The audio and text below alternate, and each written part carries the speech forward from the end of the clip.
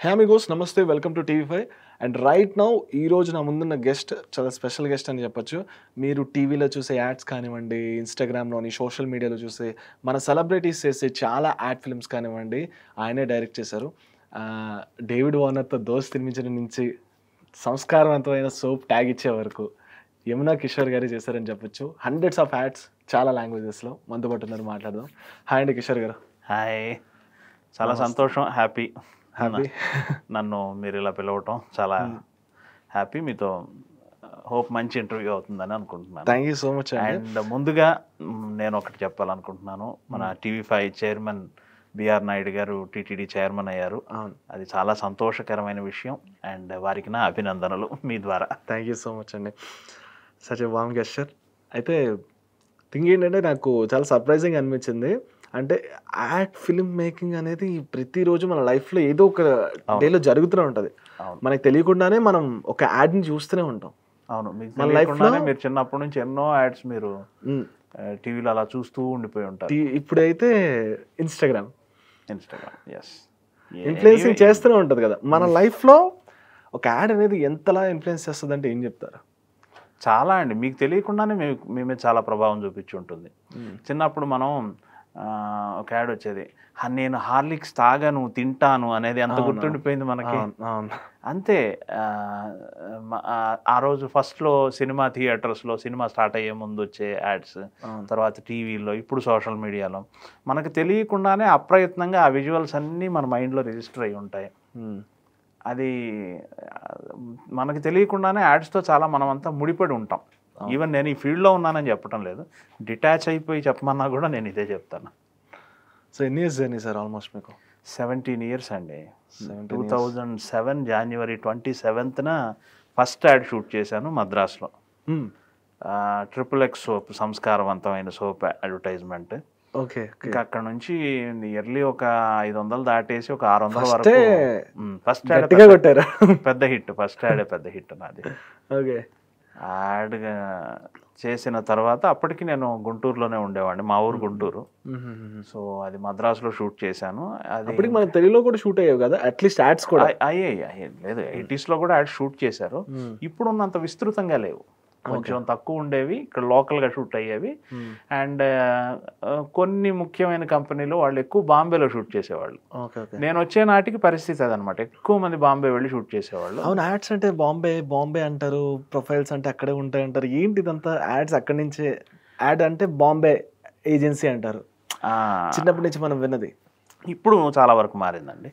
ఇప్పుడు తెలుగు యాడ్స్ ఇక్కడే షూట్ చేస్తున్నారు, తెలుగు యాడ్స్ మ్యాక్సిమం ఇక్కడే షూట్స్ జరుగుతున్నాయి. అండ్ ఇంకొక మంచి ట్రెండ్ ఏంటంటే ఇప్పుడు నేషనల్ యాడ్స్లో కూడా తెలుగు వెర్షన్స్ ఇక్కడే షూట్ చేస్తున్నారు. Okay okay. అదొక ట్రెండ్ కూడా వచ్చింది. ఇంతకుముందు హిందీ యాడ్ ఎక్కువ డబ్ చేసి తెలుగులో వేసేవాళ్ళు కదా, ఇప్పుడు తెలుగు కోసం చేస్తున్నారు. తెలుగు యాడ్ ఫిల్మ్ మేకర్స్ని వెతుక్కుంటూ వచ్చి కూడా ఇక్కడ ఆ వెర్షన్స్ తెలుగు యాడ్ ఫిల్మ్ మేకర్స్తో చేయిస్తున్నారు. ఇప్పుడు చాలా గ్రీన్గా ఉంది ఈ ఫీల్డ్. అప్పట్లో నేను వచ్చినప్పుడు చాలా టఫ్గా ఉండింది. చాలా అడ్వర్టైజ్మెంట్స్ ఇక్కడ షూట్ చేస్తాము అంటే చాలామందికి డైజెస్ట్ అయ్యేది కదా క్లయింట్స్కి. ఇక్కడ ఎలా చేస్తారు, ఎందుకు వచ్చిన గొడవ, బాంబే వెళ్ళి చేయించుకుందాం, మద్రాస్ వెళ్ళి చేయించుకుందాం ఇలా అనేవాళ్ళు. ఓకే, అంటే ఆగస్ట్లే అక్కడున్న స్టార్స్, మళ్ళీ ఇక్కడ స్టార్స్ కదా, క్లయింట్స్. ప్రోడక్ట్ ఓనర్స్ అనుకోండి. ఆర్టిస్టులు ఏముంది, మనం ఎక్కడ షూట్ పెడితే అక్కడికి వస్తారు. దాని అది పెద్ద ఎప్పుడు సమస్యగా ఉండింది లేదు. ఓకే సార్, ఆల్మోస్ట్ ఎన్ని లాంగ్వేజెస్లో చేశారు, ఎన్ని చేసి ఉంటారు అంటారు? మెయిన్ తెలుగు అండి, ఒక 400 యాడ్స్ తెలుగులోనే చేసి ఉంటాను. తెలుగు తర్వాత తమిళ్ చేసి ఉంటాను, ఒక 50 వరకు చేసి ఉంటాను. కన్నడ చేసి ఉంటాను, ఒరియా చేశాను, మరాఠీ చేశాను. మరాఠీ ఎక్కువ అగ్రికల్చర్ యాడ్స్ నేను ఎక్కువ మరాఠీలో చాలా చేశాను. ఓకే. అండ్ మలయాళం 2-3 యాడ్స్ చేశాను అంతే. కన్నడ చేశాను ఒక 20-25 దాకా చేసి ఉంటాను. మేజర్ తెలుగేనండి, ఒక 80% తెలుగులో చేశాను, 75-80%. తెలుగులో ఎంత విస్తృతంగా చేసిన వాళ్ళు నాకు తెలిసిలేరంటారు. నేను అనుకోవటం కూడా సార్, అత్యధిక యాడ్స్ తెలుగులో నేనే చేసి ఉంటాను కదా, అది పక్కానే. నాకు ముందు కూడా ఇన్ని యాడ్స్ చేసిన వాళ్ళు బహుశా లేరు అనుకుంటున్నాను. అండ్ నా తర్వాత వచ్చిన వాళ్ళు కూడా ఇంకా రీచ్ అవ్వలేదు. ఓకే. సో ప్రస్తుతానికి హైయెస్ట్ యాడ్స్ చేసింది నేనే తెలుగులో. సో మీరు అన్నట్టు ట్రిపుల్ ఎక్స్ ఫస్ట్ యాడ్ అన్నారు కదా, ఎస్ సార్. యాక్చువల్లీ బ్రాండ్ నాకు ఇప్పుడు ఎందుకు గుర్తుంటుందంటే ఆ ట్యాగ్ లైన్స్ అనేవి. ఇప్పుడు సంతూర్ మమ్మీ అనేది కానివ్వండి, ఇప్పుడు ట్రిపుల్ ఎక్స్ సంస్కారం అండ్ సోప్ అని కానివ్వండి, ఇలా ఈ ట్యాగ్ లైన్స్ ఎవరు అంటే డైరెక్టర్గా మీరు ఇస్తారా, టీమ్ ఇస్తుంది, ఏంటి అసలు ఎలా అవి పుడతాయంటే మీరు చేసేటప్పుడు వర్కింగ్ స్టైల్ ఏంటి? నేను చేసిన యాడ్స్లో దాదాపు ఒక 60-70% ట్యాగ్స్ నేను రాసినవే. ఎందుకంటే తెలుగు డైలాగ్స్ నేనే రాస్తాను కాబట్టి ట్యాగ్తో సహా నేనే రాసుకుంటాను. కొన్ని సందర్భాల్లో క్లయింట్ వాళ్ళే ఒక ట్యాగ్ని క్రియేట్ చేసుకుని ఉంటారు. కొన్ని సందర్భాల్లో క్లయింట్కి ఒక ఏజెన్సీ ఉంటుంది. ఆ ఏజెన్సీ వాళ్ళు ఏదైనా స్క్రిప్ట్ కథ వాళ్ళు ఆలోచించి ఉంటే దాంతో పాటు వచ్చే ట్యాగ్ని అలాగే ఫాలో అవుతాం. సో లేదు, ఎక్కువ సందర్భాల్లో నా విషయంలో జరిగేది ఏంటంటే నాకు లిబర్టీ ఉంటుంది, నాకు స్వేచ్ఛగా నాకే వదిలేస్తారు. చాలా సందర్భాల్లో ట్యాగ్స్ నేనే రాశాను. ఇప్పుడు మీరు చెప్పిన సంస్కారవంతమైన సోప్ కానివ్వండి, ఈ మధ్య techno paints, no BP only TP Mahesh Babu garu చెప్పినవి కానీ ఇటువంటివన్నీ మ్యాక్సిమం నేను రాసినవి. సరే అయితే ఒక విషయం అడుగుతాను సార్. ఇప్పుడు ఫర్ ఎగ్జాంపుల్ ఇప్పుడు బ్రాండ్ అనేది వాడికి తెలుసు, వాడి ఇచ్చే క్వాలిటీ వాడికి తెలుసు, బ్రాండ్ క్వాలిటీ. ఫర్ ఎగ్జాంపుల్ ఏదో ఒక ఆయిల్ అనుకోండి, దాన్ని ప్రమోట్ చేసే హీరో కూడా దాన్ని పట్టించుకోడు. కొంతమంది పట్టించుకుంటారు, ఒక వాల్యూస్ ఉండేవాళ్ళు దీన్ని చెయ్యొచ్చా లేదా, ఆ జనాలకు వెళ్ళిన తర్వాత యూజ్ అయిన తర్వాత కొంతమంది హీరోస్ ఉన్నారు ఆ వాల్యూస్ చేసేవాళ్ళు. ఇప్పుడు యాజ్ ఏ డైరెక్టర్గా మీ వర్క్ ఒక ఆయిల్ ఉందనుకోండి, నేను పేరు చెప్పాలనుకోవట్లే, ఆ గారెని వేరే ఆయిల్ అయితే ఆయిల్ కనిపిస్తుంది, ఆ గారె వేరేదైతే కనిపించట్లేదు, చాలా స్మూత్గా ఉందంటారు కదా. రియల్ టైంలో వంట చేసేటప్పుడు అంత రాకపోవచ్చు, కానీ దాన్ని ఎలివేట్ చేసి చూపిస్తారు కదా. సో దానికి మీకుండే ప్రెజర్ ఏంటి? అలా చూపించాలా, లేదంటే దాన్ని ఎలివేట్ చేసి చూపించే బాధ్యత మీద, వాళ్ళు ఇచ్చే వర్క్ యాజ్ ఇట్ ఈస్గా చూపించడం వరకే మీద ఏంటి? ఇప్పుడు మీరు ఇక్కడ నుంచి మీ ఇంటి వరకు నడుచుకుంటూ వెళ్ళటానికి 1/2 అవర్ పడుతుంది అనుకుందాం. అవును. ఒక్కో రోజు 35 మినిట్స్ పట్టొచ్చు, ఒక్కో రోజు 28 మినిట్సే పట్టొచ్చు, కానీ ఆన్ అండ్ యావరేజ్ మీకు 30 మినిట్స్ పడుతుంది. ఒక 10 సార్లు నడిస్తే ఒక 7 టైమ్స్ మీకు అదే టైం వస్తుంది అనుకోండి. ఈ ప్రోడక్ట్ గుణాలు కూడా అలాగే ఉంటాయి సార్. ఇప్పుడు ఆన్ అండ్ యావరేజ్ వాళ్ళు ఇంత ఇంత ఇది వస్తుంది, అంత ఇది వస్తుంది అని సంథింగ్ ఏదో ఆ పరిశోధనలు, ఆ డిపార్ట్మెంట్స్ ఏవో ఉంటాయి కదా చేస్తారు. అవి ఎప్పుడన్నా కొంచెం అటు ఇటు అవుతూ ఉండొచ్చు, కానీ యావరేజ్ వచ్చిందే మెయిన్గా చూడాలి కదా, అలా అనమాట. సో అదే ఇప్పుడు ఇవి రియల్ టైంలో బయట వచ్చే టాక్స్ కాబట్టి, ఇప్పుడు ఒక అడ్వర్టైజ్మెంట్ స్ప్రే కొట్టుకుంటే గర్ల్స్ వస్తాయని చెప్పేసి అన్నారని ఆయన స్ప్రే కొన్నాడు, రాలేదని చెప్పేసి కేసు వేసాడు. సో అదే ఇంకొక ఫెయిర్నెస్ యాడ్ 99% కలర్ వచ్చేస్తుందని చెప్పారు, 100% కూడా ఇచ్చారని చెప్పేసి అదొక కేసు వేశారు. అంటే ఇప్పుడు ఆ కంపెనీ యొక్క ఐడియాలజీ ఎలా ఉంటుంది, ఎఫెక్ట్ చూపించడానికి పీపుల్ మీద ఇలా పెడతారు కదా, అంత రియల్గా ఉంటాయా నిజంగానే? అదేంటంటే సార్, ఇప్పుడు చాలా యాడ్స్లో చాలామంది గమనించరు ఏంటంటే లెఫ్ట్ సైడో రైట్ సైడో క్రియేటివ్ ఇమాజినేషన్ అని రాస్తారు, అది మనం చూడం. సృజనాత్మక కల్పన అని తెలుగులో కూడా రాస్తారు. ఓకే. ఇప్పుడు మీరు ఇచ్చే యాడ్స్లో అడ్వర్టైజ్మెంట్లో తమిళ్లో అయితే కర్పన ఇవడివం అని రాస్తారు. అదేంటంటే ఇప్పుడు పాలు ధారగా వచ్చి అలా వచ్చి ఇలా వెళ్ళి అని ఏదో చూసామనుకోండి విజువల్, అది అలాగే వస్తుందా మన ఇంట్లో కూడా అంటే అలా రాదు. దాన్ని అదేంటంటే ఆకర్షించడానికి సృజనాత్మక కల్పన, అది రాయాలి, అది యాజ్ పర్ ది రూల్. మరి కొంతమంది ఏమైనా రాయటం లేదేమో కానీ అటువంటిది ఏదన్నా గనక ఊహించి కాల్పనికంగా అందంగా ఉండటం కోసం చేస్తే అలాంటి ఇది డిస్క్లైమర్ వేయాలి. నేను వేస్తాను, అండ్ చాలామంది వేస్తారు. కార్పొరేట్ కంపెనీలకి ఒక పెద్ద లీగల్ డిపార్ట్మెంట్ ఉంటుంది, వాళ్ళు ఖచ్చితంగా అది రాస్తారు. అది చూసి అంటే మేము అలా రాలేదు మాకు అని చాలామంది అనుకోవచ్చు. మరి డిస్క్లైమర్ వేయకపోతే తప్పు, వేసి అలా అనుకుంటే అనుకున్న వాళ్ళ తప్పు. అంటే ఇది ఎలా ఉందంటే ఏదైనా లోన్ తీసుకున్నప్పుడు షరతులు వర్తిస్తే టీఎన్సీ మాత్రం చాలా ఫాస్ట్గా చెప్తాడు 5 సెకండ్స్లో. అట్లా మీరు అన్నట్టు అంత పెద్ద యాడ్కి అక్కడికి వెళ్ళి నేనైతే నిజంగా చూడను, యాజ్ ఏ ఆడియన్గా నాకేంటి ఆ ప్రోడక్ట్ యొక్క రిజల్ట్ చూడడానికి చూస్తా. ఇంకో థింగ్ అంటే ఇప్పుడు ఈ సోషల్ మీడియా అనేది ప్రమోషన్స్ ఎక్కువైపోయాయి. ఇప్పుడు ఫర్ ఎగ్జాంపుల్ ఏదైనా ఆయిల్ కావాలన్నా హెయిర్ ఆయిల్ అయినా లేదంటే స్కిన్ సంబంధించింది అయినా ఏ యాడ్ అయినా సరే ఒక టీవీలో వస్తే కానీ నాకు తెలియదు. ఒక 5 years బ్యాక్ టీవీలో వస్తే కానీ ఆ ప్రోడక్ట్ కూడా నాకు తెలియదు, అవును. లేదా సినిమా హాల్లో వస్తే కానీ. కానీ ఇప్పుడు ఇన్స్టాగ్రామ్ రీల్ ఓపెన్ చేస్తే రకరకాల అంటే ఒక ఊరు పేరు తెలియని పర్సన్, ఒక బ్రాండింగ్ అంటే తెలియని పర్సన్, ఎలా ప్రమోట్ చేయాలంటే తెలియని పర్సన్, ఒక యాడ్ అంటే ఎలా తెలియని పర్సనే అడ్వర్టైజ్మెంట్ చేస్తున్నారు. సో అది మీ ఫీల్డ్ వరకు ఎంత ఇంపాక్ట్ పడింది, దానివల్ల ప్లస్ ఏంటి మైనస్ అంటే ఏం చెప్తారు? ఇన్ఫ్లుయెన్సర్స్ గురించి అంటున్నారా? సింపుల్ చెప్పాలంటే ఇన్ఫ్లుయెన్సర్స్. ఇన్ఫ్లుయెన్సర్ అనేది అది టెస్టిమోనియల్ లాంటి వ్యవహారం కదండి. నేను వాడాను, నాకు నచ్చింది అని చెప్పటమే కదా, అది యాడ్ కాదు, టీవీసీ కాదు. టీవీసీ అంటే అది ఒక ప్రాపర్ స్టోరీ ఉండి అలా షూట్ చేసేలాగా ఉంటే, ఒక కథలాగా ఉంటే అది టీవీసీ. దానికి మేము ఆ పనికి మేము. అలా కాకుండా ఇన్ఫ్లుయెన్సర్స్ అనేది ఏముంది, వాళ్ళు స్వేచ్ఛగా వాళ్ళ అభిప్రాయం వాళ్ళు చెప్తున్నారు, భావ ప్రకటన లాంటి వ్యవహారం అది. కాబట్టి దానివల్ల యాడ్ ఫిల్మ్ ఇండస్ట్రీ ఎఫెక్ట్ అవుతుందని నేను అనుకోను. అది ఓకే, అది ఎప్పుడూ ఉంది, అదే దాన్ని ఒక వేరే ఫీల్డ్గా పరిగణించాలి. అదే అది టీవీసీ మేకింగ్ కాదు, ప్రమోషన్. వాళ్ళు చేసేది కూడా ఒక promotion, kind of promotion sir. ఇప్పుడు పబ్లిసిటీ 100 రకాలుగా ఉంటుంది. పబ్లిసిటీ ఎలా చేయొచ్చు, మీరు పేపర్లో యాడ్, ప్రింట్ యాడ్ ఇచ్చి చేయొచ్చు, మ్యాగజైన్లో ఇచ్చి చేయొచ్చు, అవుట్డోర్ మీడియాలో హోర్డింగ్స్ పెట్టవచ్చు, టీవీలో యాడ్స్ ఇవ్వచ్చు, ఇన్స్టాగ్రామ్లో ప్రమోట్ చేసుకోవచ్చు, యూట్యూబ్ 360 degrees పబ్లిసిటీ చక్రంలో యాడ్ ఫిల్మ్ మేకింగ్ అనేది అదొక చిన్న పార్ట్ అంతే. కానీ అది ఎప్పటికీ ఈ టీవీస్ యాడ్స్ మీద ఇంపాక్ట్ పడదంటారు. ఇన్ఫ్లుయెన్సర్స్ వల్ల ఏమీ ఉండదండి, అదేం లేదు, అదొక సెక్షన్ లాగా అనుకుంటున్నారు అంతే. టీవీలో యాడ్ ఇచ్చాము, క్లయింట్ మైండ్ ఎలా ఉంటుందో చెప్తాను.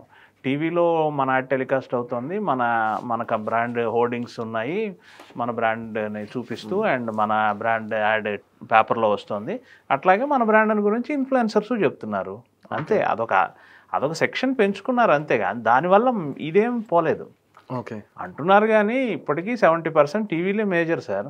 ఒక 30% మాత్రమే డిజిటల్ మీడియా డామినేట్ చేసింది. కానీ అది కొన్ని కైండ్స్ ఆఫ్ బ్రాండ్స్కి, బ్యూటీ బ్రాండ్స్ ఇటువంటివి మీకు డిజిటల్ మీడియా వర్కౌట్ అవుతుంది. కానీ కొన్నిటికి ఇంకా టీవీ మస్ట్. ఎఫ్ఎంసీజీ ప్రోడక్ట్లు, ఫుడ్ ప్రోడక్ట్లు, ఇవన్నీ మెయిన్ ఇంకా టీవీ మీద ఆధారపడి ఉన్నారు కదా.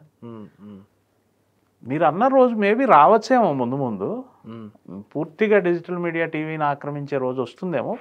ప్రస్తుతానికైతే టీవీ స్ట్రాంగే సార్, అలా అంటానికి ఏం లేదు. ఓకే సార్, ఎంతమంది స్టార్స్తో వర్క్ చేసి ఉంటారు ఆల్మోస్ట్ మీరు? అందరితోనూ చేశాను సార్, దాదాపు షావుకార్ జానకి గారి దగ్గర నుంచి శ్రీలీల దాకా. ఎందుకు ఈ పేర్లు అంటున్నానంటే, అక్కడ నుంచి ఇక్కడ దాకా చేశానని చెప్పడం కోసం.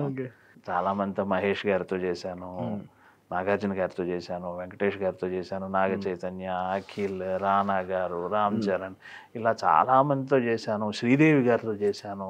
ఓకే, వెటరన్ ఆర్టిస్టులు చాలా మంది. మహీధర అని ఒక రియల్ ఎస్టేట్ యాడ్ చేశాను ఫర్ తమిళ్, కన్నడ, తెలుగు అండ్ హిందీ, 4 భాషల్లో కలిపి చేశాను. అండ్ చాలానే చేశాను సార్, అప్పటి నుంచి ఇప్పటి వరకు చాలా మందితోనే చేశాను. అండ్ నాన్ సెలబ్రిటీ యాడ్స్, మోడల్స్తో చేసిన యాడ్స్ వందలు చేశాను. ఓకే, అయితే అంటే మీరు ఇది వర్క్తో పాటు ఇవి ముడిపడి ఉన్నాయి కాబట్టి అడుగుతున్నా.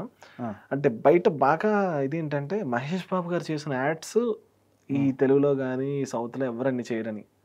సో అది నిజమేనా సార్? అంటే మీకు తెలిసినంత వరకు అంటే సంఖ్యాపరంగా మరి కనపడుతున్నాయి కదా, ఆయన ఎక్కువ యాడ్స్ చేశారుగా. అవును, నిజమే. సో అంటే మీకు క్యూరియాసిటీ ఉంటుందా తెలుసుకోవడానికి, ఎంత ఛార్జ్ చేస్తారు ఒక హీరోస్ కానీ? దానికి వాళ్ళకి ప్రతి సెలబ్రిటీకి ఒక ఈ టర్మ్స్ మాట్లాడే ఒక పర్సన్స్ ఉంటారు.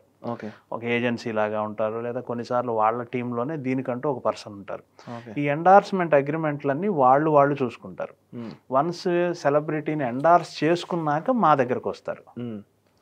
అప్పుడు అది సెకండ్ స్టెప్లో యాడ్ ఫిల్మ్ మేకర్ ఎవరు, యాడ్ ఏజెన్సీ ఎవరు, యాడ్ ఫిల్మ్ మేకర్ ఎవరు అనేది అప్పుడు డిసైడ్ అవుతుంది. సో కాబట్టి అది మాకు ముందు జరిగేది కాబట్టి దాని మీద పెద్దగా నేను చెప్పడానికి ఏమీ ఉండదు. మీకు ఎంత తెలుసో నాకు అంతే తెలుసు. ఫలానా ఆర్టిస్ట్కి అంత రెమ్యూనరేషన్ ఉంటుందా అంటే అంతే కాబోలని మేము అనుకోవటమే తప్ప అందులో మేము ఇన్వాల్వ్ అయ్యేది ఏమి ఉండదు. క్రియేటివ్ పార్ట్ బాగా ఇన్వాల్వ్ అవ్వాల్సి వస్తుంది. మేము creative part A to Z మేమే చేస్తాము. ఓకే, ఆ సెలబ్రిటీని ఇప్పుడు మీరు నాకు మహేష్ బాబుని ఇచ్చారనుకోండి, మహేష్ బాబుకి తగిన విధంగా కథ ఎలా తయారు చేయాలి, లేదా వెంకటేష్ గారిని ఇచ్చారనుకోండి, ఆయనకు తగిన విధంగా ఎలా కథ చేయాలి, లేదా రానాని ఇచ్చారనుకోండి, అట్లా ఆలోచించడమే తప్ప. ఇప్పుడు వెంకటేష్ గారు ఉన్నారు ఫర్ ఎగ్జాంపుల్, మీరు ఆయనతో పంచలు చేశారు కదా, సో ఏంటి అంటే దాని ముందు ఏం ప్రిపరేషన్ ఉంటుంది అంటే ఆయన్ని ఈ మోడల్లో చూపించాలనుకునే దానికి? ఆయనని నేను ఎలా చూపించాలి అనే దానికన్నా కూడా ఆ క్లయింట్ తాలూకు భావాలు ఉంటాయి కదా. ఇప్పుడు రామ్రాజ్ అనే కంపెనీ ఉంది, రామ్రాజ్ కంపెనీ ఓనర్ నాగరాజ్ గారు అని, ఆయనకు ఒక స్ట్రాటజీ ఉంటుంది, ఆయనకు ఒక అప్రోచ్ ఉంటుంది, దాన్ని ఓన్ చేసుకుంటాను నేను. Okay, I should be like A water. నేను ఒక వాటర్ లాగా వెళ్ళి క్లయింట్ వేసే కలర్లోకి వస్తాను నేను. ఓకే, క్లయింట్కి ఏ కలర్ కావాలంటే నేను ఆ కలర్గా నన్ను నేను మార్చుకుని వాళ్ళ కోసం ఆలోచిస్తాను. ఇప్పుడు రామ్రాజ్ పంచలు వాళ్ళ అప్రోచ్ ఏంటంటే, ఈ ప్యాంట్లు ఇవన్నీ వేసుకుని తిరిగే ఈ ప్రపంచం పంచె కట్టుకోవడానికి కూడా అంతే ఫ్రీగా ఉండాలి. ఇప్పుడు ఓ కాఫీ షాప్కి వెళ్ళినా కానీ ఓ పంచె కట్టుకుని ఫ్రీగా వెళ్ళి కాఫీ డేలో కాఫీ తాగటానికి కూడా మనం ఏమాత్రం జంకకూడదు, సంకోచించకూడదు. అట్లాంటి ఒక వాతావరణం రావాలి. ఈ పంచె అనేది ఒక ట్రెడిషన్, ఇది మాత్రమే కాదు, ఎక్కడ ఎవరైనా సరే పంచె కట్టుకోవటం అనేది అదొక స్టైల్, అదొక ఇండియానిటీ అనుకోవాలి అనేది వాళ్ళ స్ట్రాటజీ, వాళ్ళ ఉద్దేశం. సో నేను దానికి తగ్గట్టుగా ప్లాన్ చేస్తాను, దానికి తగ్గట్టుగా హీరోని ఎలా మౌల్డ్ చేయాలో చూస్తాను. హీరోకున్న ఇమేజ్ దానికి బ్రేక్ అవ్వకుండా హీరో తాలూకు ఇమేజ్ని మైండ్లో పెట్టుకుంటూనే మళ్ళీ అంటే అదే కదా, వాళ్ళు ఎక్కడ దిక్కకూడదు, సంకోచించకూడదు చేయడానికి. ఎస్ వాళ్ళు సంవత్సరాలు కష్టపడి వాళ్ళకు ఒక ఇమేజ్ వచ్చి ఉంటుంది కదండి, దాన్ని ఏం బ్రేక్ చేయకుండా, వాళ్ళ గౌరవానికి ఇంత కూడా తగ్గకుండా, ప్లస్ క్లయింట్ ఏం కోరుకుంటున్నాడో అది బ్యాలెన్స్ చేస్తూ చేయటం అనేది యాడ్ ఫిల్మ్ మేకర్గా. అవును, అంటే మీరు ఇప్పుడు ఒక థాట్ అనుకుంటారు ఫర్ ఎగ్జాంపుల్, ఆ థాట్ హీరో రేంజ్కి సరిపోయి ఉండదు, అప్పుడు మళ్ళీ మీరు మార్చుకోవాలి, హీరోతో మాట్లాడాలి. చాలా కథలు వాళ్ళు రిజెక్ట్ చేస్తారు, చాలా. దీనికి కూడా కథలు చెప్తారా? ఒక ప్రోడక్ట్కి ఒక 5-6 కాన్సెప్ట్లు చెప్తాము, అందులో వాళ్ళకి నచ్చినవి ప్లస్ క్లయింట్కి ఉపయుక్తంగా ఉండేవి, అలా బ్యాలెన్స్ చేసుకుని వెళ్తాం. దేవుడు, సినిమాకి అనుకున్నాను, యాడ్స్ కూడా కథలు చెప్తారా? సినిమా కంటే ఎక్కువ వర్క్ చేస్తాం సార్ మేము, మైండ్ వర్క్ మాకు చాలా ఎక్కువ ఉంటుంది. అంటే సినిమాని తక్కువ చేయటం కాదు, సినిమా కంటే కూడా మా టెన్షన్ ఎక్కువ, మా వ్యవహారం ఎక్కువ. మేము చాలా అసలు ఆ కంపెనీ ఇమేజ్ అది ఇంకా పెరిగేలాగా ఉండాలి, హీరో ఇమేజ్ ప్లస్ మార్కెట్ పరిస్థితులు, ప్రత్యర్థుల వ్యూహాలు. ఇప్పుడు మేము ఒక ప్రోడక్ట్ చేస్తున్నాం అంటే దానికి ఒక ప్రత్యర్థి కంపెనీ, వాళ్ళకు ఒక వ్యూహాలు ఉంటాయి కదా. సో ఇవన్నీ మైండ్లో పెట్టుకుని వర్క్ చేస్తాం. చాలా చాలా టఫ్ జాబే అనమాట. ఇప్పుడు మీరు క్లయింట్ అనుకోండి, మీకు ఒక అడ్వకేట్ ఉంటే, మీ కేసు వాదిస్తుంటే మీ ప్రెజర్ అంతా అతనిదే కదా. మీ పర్సనల్ డాక్టర్ ఉంటే మీ హెల్త్ కోసం అతను ఎలా పోరాడతాడు, అట్లా నా పరిస్థితి కూడా అలా అనమాట. నా క్లయింట్ని గెలిపించడం కోసం ఆ సీజన్లో గెలిపించడం ఇన్ ద సెన్స్ ఏం లేదు, వాళ్ళ సేల్ పెంచడం, ఎస్. ఇప్పుడు నన్ను నమ్మి వాళ్ళు వాళ్ళ వ్యాపారానికి సంబంధించిన ఎన్నో కష్ట నష్టాలు, సాధక బాధకాలు మాకు చెప్తారు కదా. సో అవన్నీ మేము మావిగా భావించి వాళ్ళ కోసం జెన్యున్గా ఫైట్ చేస్తాం. సరే, అయితే పేర్లు వద్దులేండి, చెప్పాలనుకుంటే చెప్పండి. ఏదైనా మీరు ఒక ఇయర్లో వాళ్ళు సేల్స్ పెంచడానికి ఒకటి తీసుకున్నారు, అపోనెంట్ కూడా సంథింగ్ ఒక కాన్సెప్ట్ వస్తారు కదా, అలా వాళ్ళని డామినేట్ చేసిన యాడ్ కానీ మీకు గుర్తున్నవంటే ఏమంటారు? అలాంటివి అలా చాలాసార్లు అండి, ఎక్కువ సందర్భాలు అలాగే జరుగుతుంది. ఇప్పుడు ఒక కంపెనీకి మేము యాడ్ చేస్తున్నాం అనుకోండి, వాళ్ళు చెప్తారు మన ప్రత్యర్థి పలానా వాళ్ళండి, వాళ్ళు ఇలా చెప్తున్నారు, దాన్ని మనం ఎలా కౌంటర్ చేద్దాము, ఇలా చెప్తా ఉంటారు. వాళ్ళకి ఒక స్పెషల్ అపోనెంట్ ఉంటారు, ఖచ్చితంగా మార్కెట్లో లీడింగ్, ఖచ్చితంగా ఉంటారు. ఏ రంగంలో మోనోపలి ఎందుకు ఉంటుంది? ఓ కాఫీ తీసుకోండి, మీదో కాఫీ బ్రాండ్ అయితే మీకు ఆపోజిట్ ఇంకో బ్రాండ్ ఉంటుంది కదా. మీకు టీ అనుకోండి, మీకు ఆపోజిట్ ఇంకో బ్రాండ్ ఉంటుంది కదా. అట్లా అది ఆ టగ్ ఆఫ్ వార్, ఆ పోటాపోటీ చాలా ఉంటుంది ఇక్కడ. ఓకే, సో దాన్ని మేము క్లయింట్కి ఎలా కావాలో అలా ఆ మార్కెట్ని క్యాప్చర్ చేయడానికి మేము ట్రై చేస్తాం. ఇప్పుడు ఎవరైనా ఒక పర్సన్ కొత్తగా ఇలా యాడ్ ఫిల్మ్ మేకింగ్లోకి రావాలనుకుంటే, డైరెక్షన్ చేయాలనుకుంటే ఏంటి అసలు పాసిబిలిటీ ఉందా ఇప్పుడు ఈ రోజుల్లో? 2 పద్ధతులు సార్ ఇక్కడ. యాడ్ ఫిల్మ్ మేకర్స్ 2 రకాలుగా ఉంటారు. ఒకటి, ఒక ఏజెన్సీ క్లయింట్ కోసం నిరంతరం పనిచేసే ఒక ఏజెన్సీ. ఇప్పుడు క్లయింట్ కోసం అన్నీ చేస్తారు కదా వాళ్ళు, లైక్ హోర్డింగ్స్ పెట్టిస్తారు, పేపర్లో యాడ్ వేస్తారు, యాడ్ ఫిల్మ్ తీయిస్తారు, ఇలా ఉంటుంది కదా. వాళ్ళు ఒక ఫిల్మ్ మేకర్ని ఎన్నుకొని అతనికి పనిస్తారు. అది ఒక సందర్భం. ఈ రెండో సందర్భం ఏంటంటే, క్లయింట్కి ఏజెన్సీ ఉన్నా సరే లేకపోయినా సరే నాకు పలాని ఫిల్మ్ మేకరే కావాలి అని ఎన్నుకొని ఆ ఫిల్మ్ మేకర్కి వర్క్ ఇస్తారు. ఇలా 2 సందర్భాల్లో వర్క్స్ వస్తాయి. ఇప్పుడు నా సందర్భంలో ఏంటంటే నాకు ఇక్కడ ఏజెన్సీలు వీళ్ళందరితో నేను కలిసి పనిచేసిన నన్నుగా కోరుకుని వచ్చే క్లయింట్స్ ఎక్కువ మంది ఉంటారు. దానికి ఏంటంటే నేను చేసుకున్న గ్రౌండ్ వర్క్ ఎక్స్పీరియన్స్ వల్ల ఏంటంటే నేను ఏజెన్సీల మీద ఎక్కువ ఆధారపడి కాకుండా క్లయింట్స్ ఎక్కువ కొన్ని సందర్భాల్లో చాలా సందర్భాల్లో నేనే కావాలని అడగటం, ప్లస్ నేను వాళ్ళకి ఏజెన్సీ ఉంటే వాళ్ళ ఏజెన్సీని రెస్పెక్ట్ చేసి వాళ్ళతో పాటు కలిసి పనిచేస్తాను. ఏజెన్సీయే ఏదైనా కథ ఆలోచించుకొని వచ్చినా కానీ అదైనా చేసి పెడతాను. సో నా పరిస్థితి ఇట్లా అనమాట. సో ఫిల్మ్ మేకింగ్లో ఆ రెండు పద్ధతుల్లో ఏదో ఒకటి, డైరెక్ట్ క్లయింట్కి వర్క్ చేయటమా, ఏజెన్సీల ద్వారా వర్క్ చేయటమా, అట్లా రెండు సందర్భాలు ఉంటాయి, రెండు మార్గాలు ఉంటాయి. మీకు టఫెస్ట్ యాడ్ అంటే ఏం చెప్తారు? ఫర్ ఎగ్జాంపుల్ ప్రతి యాడ్ టఫే సార్. నిజం చెప్తే మీరు యాడ్ చేసి అది టీవీలో వచ్చి ఆ క్లయింట్కి దాని తాలూకు ప్రయోజనం వచ్చేదాకా టెన్షనే అండి. వాళ్ళు ఫర్ ఎగ్జాంపుల్ మీరు డైరెక్ట్ చేయడం వరకు ఉంటారు కదా, ఆ సేల్స్ వాటికి మీరు ఏం చేయలేరు కదా. ఫర్ ఎగ్జాంపుల్ దానిలో క్వాలిటీ ఉండాలి, నేనే కదా ప్రేరేపించాల్సింది. యాడ్ ద్వారానే కదా మీరు సేల్ని పెంచాలి.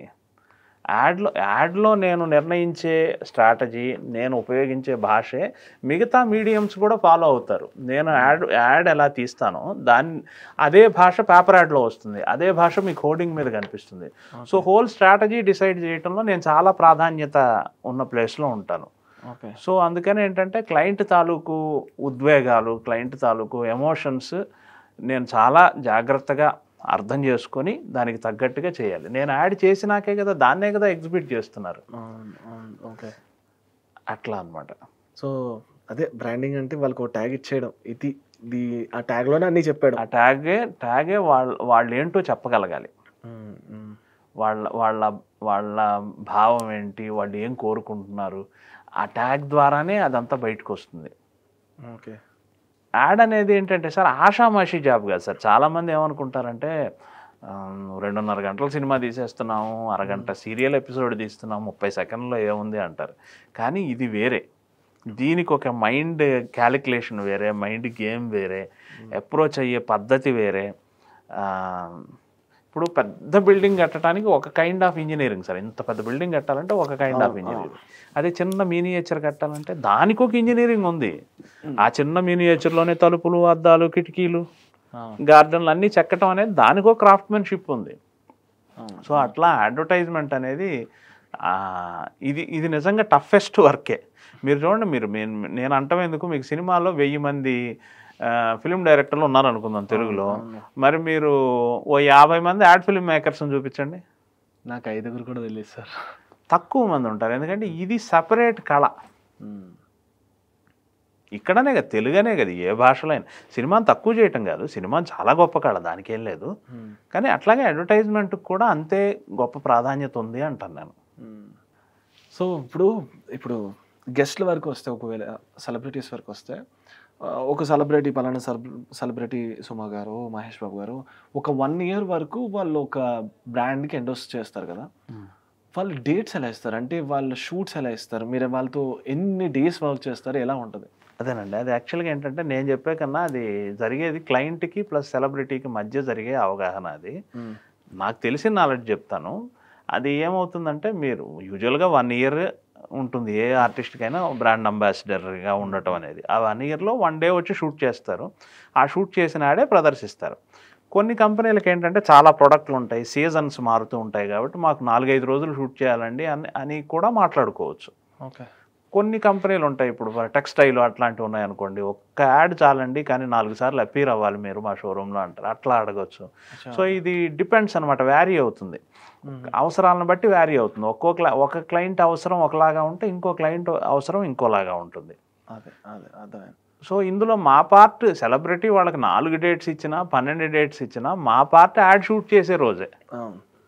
ఇప్పుడు మీరు అన్నట్టు 1 yearకి for example 1 day brand ambassador వచ్చి ఆ రోజు షూట్ చేయాలంటే ఆ యాడ్ మొత్తం 1 dayలో చేయాలి మీరు. 1 dayలో ఒక్క యాడ్ కాదు, 2-3 యాడ్స్ కూడా చేస్తాం అవసరం అయితే. ఓకే. ఫస్ట్లో అలాగే ఉండేది. ఇప్పుడు సెలబ్రిటీ టైం అనేది చాలా క్రూషియస్ అయిపోయింది కదా సార్. చాలా వాళ్ళకి అంతంత పే చేసి మనం ఆ తాలూకు ఫలం తీసుకోవాలి అనుకుంటారు కదా. ఇదివరకు ఇంత టఫ్ ఉండేది కదా, అంటే లైక్ ముందు వచ్చేసి కొంచెం ఫ్రీ హ్యాండ్ ఉండేదా? ఇంతకుముందు 1 మినిట్ యాడ్స్ చేసేవాళ్ళం, అది చాలా ఫ్రీగా చేసుకుంటూ పోయేవాళ్ళం. ఇప్పుడు 20 సెకండ్స్లో కథ చెప్పాలంటున్నారు. 20 సెకండ్స్ యాడ్స్ 3 కావాలంటారు. ఇప్పుడు ఒక క్లయింట్ ఉన్నారు, సార్ మనకి ఆషాఢానికి ఒక కాన్సెప్ట్, నెక్స్ట్ సమ్మర్కి ఒక కాన్సెప్ట్, ఆ తర్వాత రాబోయే దసరాకు ఒక కాన్సెప్ట్ అని 1 ఇయర్ ముందే చెప్తారు. సో 1 ఇయర్ కాలాన్ని మేము ముందు దర్శించి ఆ సీజన్కి తగ్గట్టుగా స్టోరీ ఆలోచించి ఆ మూడు ఇప్పుడే తెచ్చుకొని షూట్ చేసేవాళ్ళు. ఓకే. ఇప్పుడు మీడియం పెరిగింది కదా సార్. ఇంతకుముందు ఓన్లీ సినిమా థియేటర్లు, తర్వాత ఓన్లీ టీవీ, అందులో కూడా 1-2 ఛానల్స్, ఆ తర్వాత చాలా ఛానల్స్. ఇప్పుడైతే అసలు ఎటు చూసినా మాధ్యమాలే కదా, ఎటు చూసినా చెప్పలేము మనం. అది ప్లస్సే కదా మీకు, అంటే మీ వర్క్ అనేది చాలా పెరిగింది. యాడ్ ఫిల్మ్ మేకింగ్ రేషియో కూడా పెరిగింది. ఇప్పుడు మాకు ఎక్కువ పని. నాకు అప్పుడప్పుడు ఏమనిపిస్తుందా అంటే ఈ యాడ్ చుట్టే లైఫ్ తిరుగుతుందా అనిపిస్తుంది నిజంగానే. 100% అండి. మీకు ఇష్టం ఉన్నా లేకపోయినా మీరు యాడ్ చూడాలి. మీరు ఏదన్నా పెట్టారు మీరు స్కిప్ చేసే లోపల మొదట 6 సెకండ్లు స్కిప్ చేయలేను, బయట రోడ్డు మీద స్కిప్ చేయలేను, టీవీలో స్కిప్ చేయలేను, అసలు ఎక్కడ స్కిప్ చేసే ఆప్షన్ నాకు దొరకట్లేదు. మీరు వద్దన్నా కనిపిస్తూనే ఉంటాయి యాడ్స్. మీరు టీవీ పెట్టండి, ఇప్పుడు మీరు ఓటీటీలో సినిమా పెట్టినా కానీ మీరు ఓటీటీలో కూడా మొన్నటి వరకు లేదు సార్, మొన్నటి వరకు లేదు. అక్కడైనా సినిమా చూసేవాడిని, ఇక్కడ కూడా వస్తుంది. ఇంకా నాకు తెలిసి సినిమా హాల్లో వెళ్తే వస్తుందేమో అని భయం వేస్తుంది. ఇంకా అక్కడ హాల్లో కూడా ఉంటాయి కదా, అంటే సినిమా మధ్యలో వస్తుందేమో అని భయం వేస్తుంది. అక్కడ కూడా ఆ రోజులు కూడా వస్తాయేమో, అక్కడ కూడా వస్తుందేమో అని. అవును. ఇప్పుడు మీరు అన్నట్టు నిన్న ఒక డిస్నీ హాట్స్టార్ చూస్తున్నాను, సినిమా చూస్తున్నాను, చాలా ఇది ఉంది. వాడు కూడా 10 మినిట్స్కి ఒకసారి 15 మినిట్స్కి ఒకసారి యాడ్ చేస్తున్నాడు. ఇది ఏంటంటే సార్, ఇది పాజిటివ్గానే అర్థం చేసుకోవాలి. దేశం ఎకానమీ పెరుగుతోంది, ప్రొడక్టివిటీ పెరుగుతోంది, ఆంటర్ప్రెన్యూర్స్ పెరుగుతున్నారు, కంపెనీస్ పెరుగుతున్నాయి, యాడ్స్ పెరుగుతున్నాయి. అంతే. అంటే అప్పుడప్పుడు నాకు యాడ్స్ మధ్య నేను సినిమా చూస్తున్నాను, సినిమా మధ్య రీల్స్ చూస్తున్నాను, అర్థం కావట్లేదు ఎందుకు. అది ఏది ఏమైనా తప్పదు. అది చాలామంది యాడ్స్ రాగానే ఛానల్ మార్చేస్తూ ఉంటారు కదా. మార్చేసిన వీళ్ళకి తెలియని ఒక గమ్మత్తైన విషయం చెప్తాను. కార్పొరేట్ కంపెనీలు ఇప్పుడు మీరు ఒక ఛానల్ చూస్తే ఛానల్ మార్చారనుకోండి, ఆ ఛానల్లో కూడా ఇదే యాడ్ వస్తుంది, 1 సెకండ్ 2 సెకండ్ల గ్యాప్. మీరు తప్పించుకోలేరు. అవును. ఆ టైంలో సైకాలజీ ప్రకారం వీళ్ళు ఈ ఛానల్ చూసేవాళ్ళు మారితే ఈ ఛానల్కి మారుతారనే అంచనా కూడా ముందే ఉంటుంది ఏజెన్సీస్కి. కానీ నిజం సార్, యాడ్లో కొంచెం మీరు అన్నట్టు ఇందాక స్టార్టింగ్లో మనం మాట్లాడుకున్నట్టు సైకలాజికల్గా గుర్తుండిపోవడానికి చాలా చేస్తారు సార్. ఫర్ ఎగ్జాంపుల్ ఒక టూత్పేస్ట్ అనుకోండి, మనకి ఉప్పు లేదా అనే కాన్సెప్ట్ అదొక కామెడీ అయిపోయింది, కానీ మనం కూడా కామెడీ కూడా చేస్తున్నాం ఆ యాడ్ని, కానీ గుర్తుంటుంది. అట్లాంటి క్రియేటివ్ థింగ్స్ అనేవి నాకు తెలిసి సినిమాలో కన్నా మీరు అన్నట్టు యాడ్స్లో షార్ట్ అండ్ స్వీట్గా బాగా గుర్తుండేలాగా, ఎంత ఈజీగా చెప్పగలిగితే అంత గొప్ప సార్, ఎంత తక్కువ టైంలో చెప్పగలిగితే అంత గొప్ప. ఇప్పుడు నేను అదే చెప్తా ఉంటాను చాలామందికి, చాలా ఇంటర్వ్యూలో కూడా చెప్పాను. యాడ్ ఫిల్మ్ మేకర్ అనేవాడు తనను తాను మేధావి అనే విషయం మర్చిపోవాలి, రూట్ లెవెల్కి వచ్చేసేయాలి, పిల్లల్లో పిల్లవాడైపోవాలి, టీనేజర్స్ భావాలతోనే ఉండాలి. అలాంటి ఎమ్మెచ్యూరిటీ మెయింటైన్ చేయాల్సిన చోట అలాంటి ఎమ్మెచ్యూర్డ్గానే ఉండాలి. అప్పుడే జనానికి ఎక్కుతుంది. నేను మేధావిని, నాకు ఇష్టం వచ్చిన భావాలు, నేను ఆర్ట్ సినిమా తీస్తాను అంటే కుదరదు. ఆర్ట్ సినిమాలకు అవార్డులే కదా వస్తాయి, డబ్బులు రావు కదా. తప్పుగా క్రింజ్ ఉండాలి, జనాలకి లెవెల్లో వెళ్ళాలి. సో ఇక్కడ ఈ కమర్షియల్ ధోరణి ఎంత ఈజీగా, ఎంత కామన్ మ్యాన్కి దగ్గరగా, ఎంత వాళ్ళ రెక్కల్లోకి వెళ్ళిపోతాం అనేది అడ్వర్టైజింగ్ ఎసెన్స్. ఓకే. సో అట్లా ఇక్కడ వాడే ఒక్క మాట కూడా మేము 1కి 100 సార్లు ఆలోచిస్తాం. ఈ మాట అందరికీ అర్థం అవుతుందా, కొంతమందికి అర్థం అవుతుందా, ఇట్లా చాలా చాలా గ్రౌండ్ వర్క్ చేసి ఒక్క 2 సెకండ్లకు వాడే చిన్న మాట అయినా సరే చాలా ఆలోచించుకొని రాస్తాం. ఇవి ఫర్ ఎగ్జాంపుల్ కొన్ని యాడ్స్ ఉంటాయి సార్, అంటే ఇప్పుడు అంటే అవి తెలిసినవి కొంతమంది తెలుసు, నాలెడ్జ్ ఉంది, కొంతమంది తెలియదు. అంటే ఆల్కహాల్ యాడ్స్ అనేవి మనం డైరెక్ట్గా చేయకూడదని చెప్తారు, దానికి ఇండైరెక్ట్గా చెప్తారు కదా. అట్లా అవి కాకుండా ఇంకా మిగతా యాడ్స్ కూడా అలా ఏమైనా మనం డైరెక్ట్గా చెప్పకుండా కొన్ని ఇండైరెక్ట్గా చెప్తూ ఉంటారు కదా. అది ఏదో ఉంది సార్, అది నాకు కరెక్ట్గా దాని మీద యాక్ట్ ఏంటి, దాంట్లో ఏం మెన్షన్ చేశారనేది తెలియదు. నాకు తెలిసి ఆల్కహాల్ ప్లస్ కొన్ని ఫార్మాస్యూటికల్ కంపెనీలకు కూడా అటువంటి బ్యాన్ ఉన్నట్టుంది. ఓకే.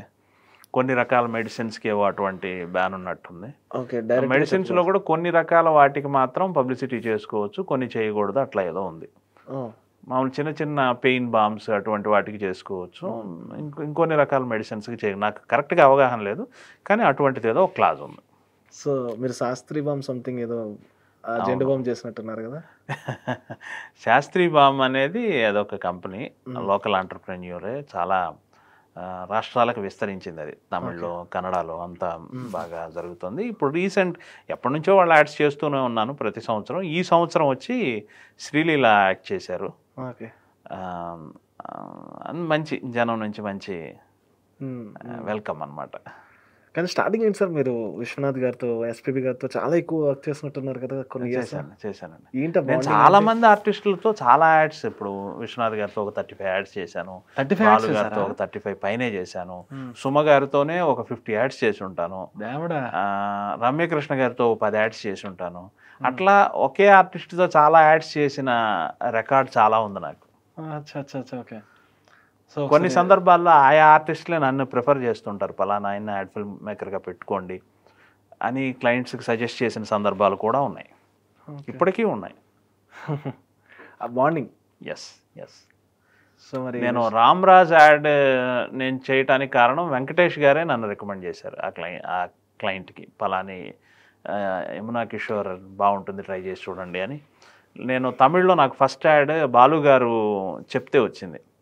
రీజన్ ఏంటంటే, నేను తెలుగులో ఒక యాడ్ చేశానండి, ఒక అతను బాగా చేశాడు, అతను తమిళ్ కూడా మాట్లాడుతున్నాడు, అతనికి ఇచ్చి చూడండి అని చెప్పటం. అట్లా చాలా సందర్భాల్లో, అంటే client to client, mouth to mouth వచ్చిన సందర్భాలు. వర్క్ స్పీక్స్, అంతే, కరెక్ట్గా చెప్పారు, అంతే. సో ఇప్పుడు మీరు విశ్వనాథ్ గారు అన్నారు కదా, 35 యాడ్స్ చేశారంటే చాలా బాండ్ ఉండాలి. చాలా అండి. విశ్వనాథ్ గారు, సిరివెన్నెల సీతారామ శాస్త్రి గారు, ఎస్పి బాలసుబ్రహ్మణ్యం గారు, వీళ్ళ ముగ్గురికి నేను పర్సనల్గా చాలా దగ్గర. వాళ్ళ ఇంట్లో మనిషిలాగా, వాళ్ళ సొంత బిడ్డలాగా నన్ను ఆదరించారు. వాళ్ళతో చాలా అనుబంధం ఉంది. వాళ్ళ ముగ్గురు లేకపోవటాన్ని యాక్చువల్గా నేను చాలా మిస్ అవుతున్నాను కూడా. ఈ అదర్ దాన్ ఈ అడ్వర్టైజ్మెంట్ మేకింగ్ ఇలా వాళ్ళతో పరిచయం అయ్యి ట్రావెల్ మొదలైనా, అది దాటిపోయి నేను వాళ్ళ స్ట్రాంగ్ ఫాలోయర్గా మారిపోయి, వాళ్ళ ఇంటలెక్చువాలిటీకి చాలా ఫ్యాన్ అయిపోయి, అలా చాలా గొప్ప అనుబంధం సార్. ఒక 10-15 సంవత్సరాలు వాళ్ళతో చాలా దగ్గరగా ట్రావెల్ చేయగలిగాను. 10-15 years. ఎస్. సో వాళ్ళ ఫిల్మ్ మేకింగ్ మీకు ఏమైనా పడిందంటారా మీ దానిలో? డెఫినెట్గా విశ్వనాథ్ గారి ప్రభావం ఉండొచ్చు అండి నా మీద. విశ్వనాథ్ గారి సినిమాల ప్రభావం చాలా ఉంది. అది కొన్ని కాన్సెప్ట్స్ నేను షూట్ చేసేటప్పుడు నాకు అర్థం కాదు, కానీ తర్వాత నేను ఆలోచించుకుంటే, విశ్వనాథ్ గారి ఫలాని సినిమాలో ఇది నాకు అనిపించింది కదా అని అనిపిస్తుంది. ఉదాహరణకు చెప్తాను మీకు. ట్రిపుల్ సోప్ ఒక యాడ్ ఉంటుంది.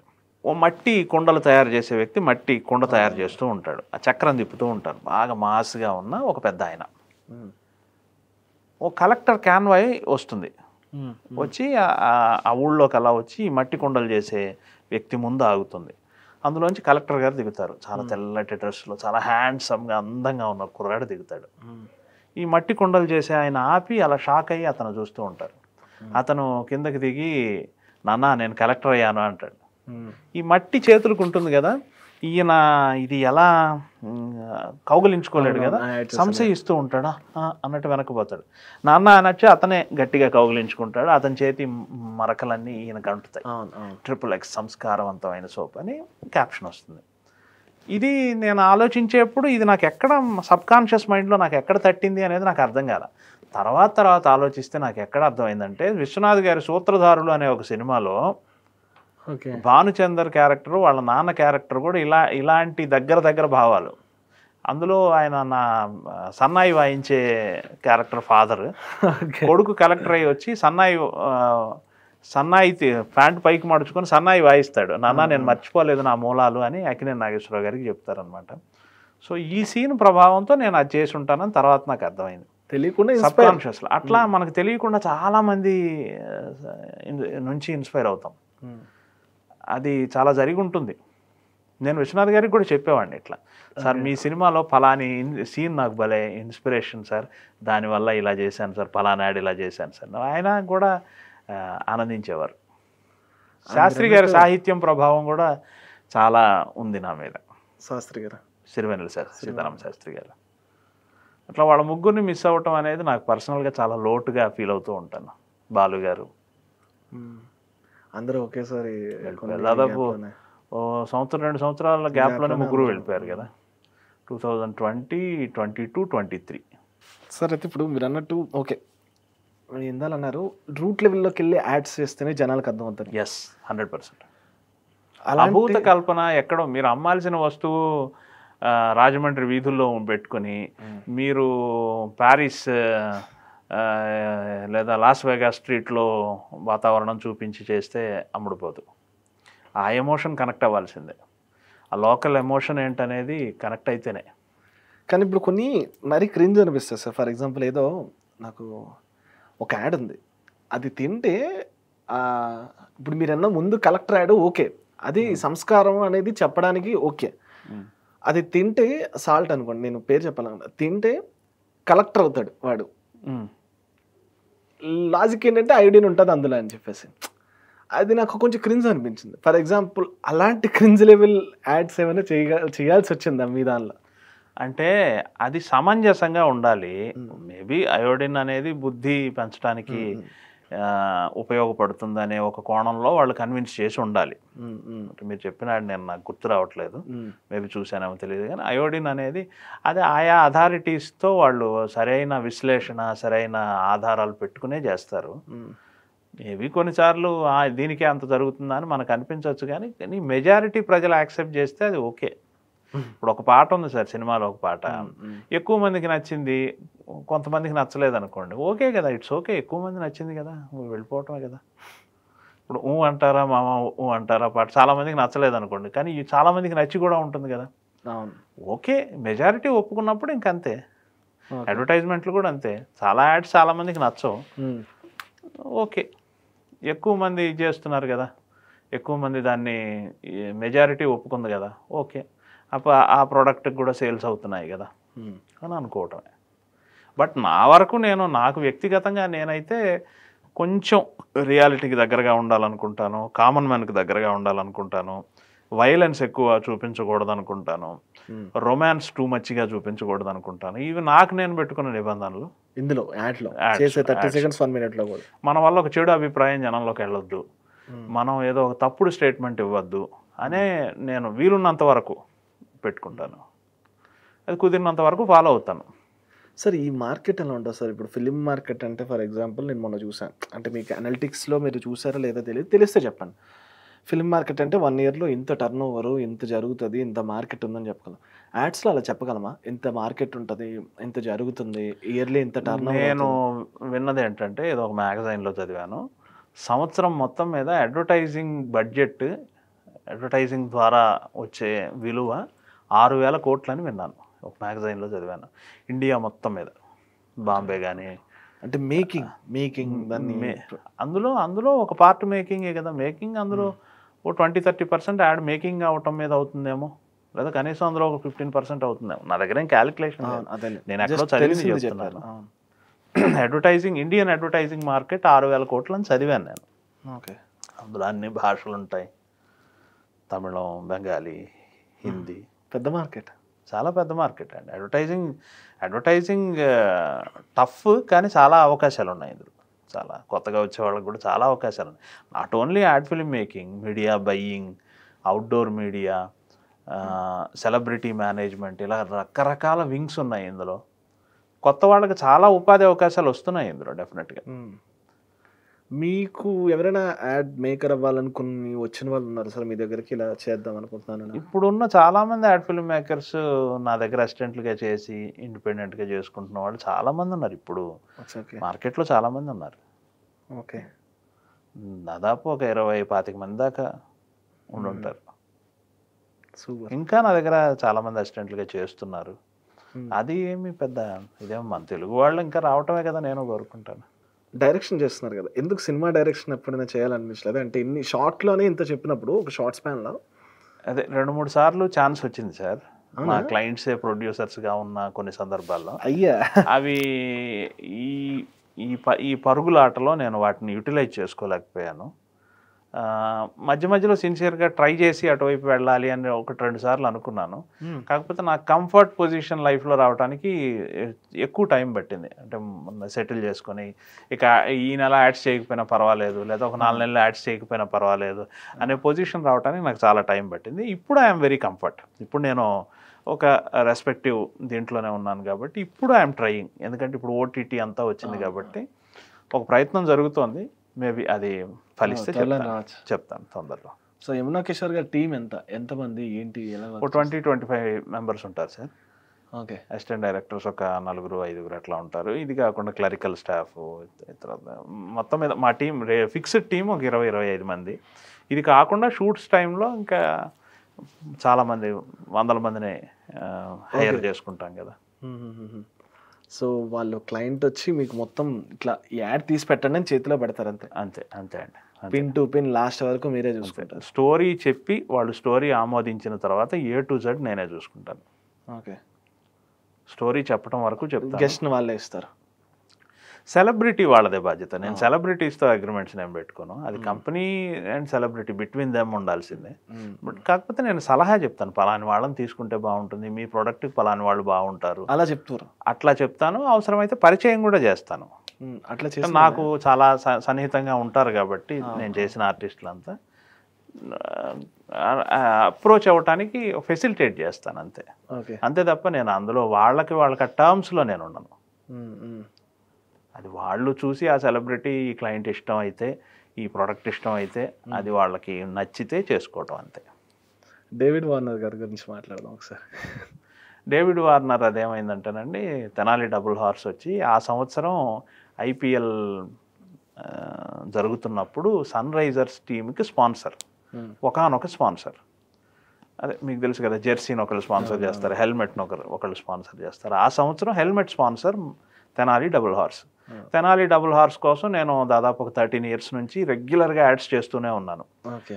ఆ సందర్భంలో ఆ సంవత్సరం 2018కి గాను వార్నర్తో చేసే అవకాశం వచ్చింది. ఈ హెల్మెట్ స్పాన్సరింగ్ చేసినందుకు గాను వాళ్ళకి ఒక 3 hours టైం ఇస్తారు. ఆ 3 hoursలో ఒక యాడ్ ఫిల్మ్ షూట్ చేసుకోండి అనే ఒక అవకాశం ఇచ్చారు సన్ రైజర్స్ వాళ్ళు తెనాలి డబుల్ హార్స్కి. సో ఆబ్వియస్లీ వాళ్ళ ఫిల్మ్ మేకర్ని నేను కాబట్టి నేను షూట్ చేసే అవకాశం నాకు వచ్చింది.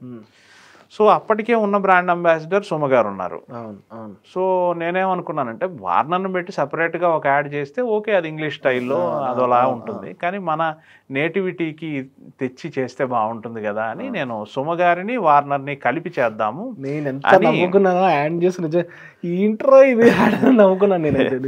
అదే ఎలా ఉంటుందంటే విద్యా వోక్స్ ఇదిలాగే జీన్స్ ప్యాంట్ మీద నగలు పెట్టుకున్నట్టు ఉంటుంది కదా, అట్లా వార్నర్ అనే ఒక కంప్లీట్ ఫారినర్ని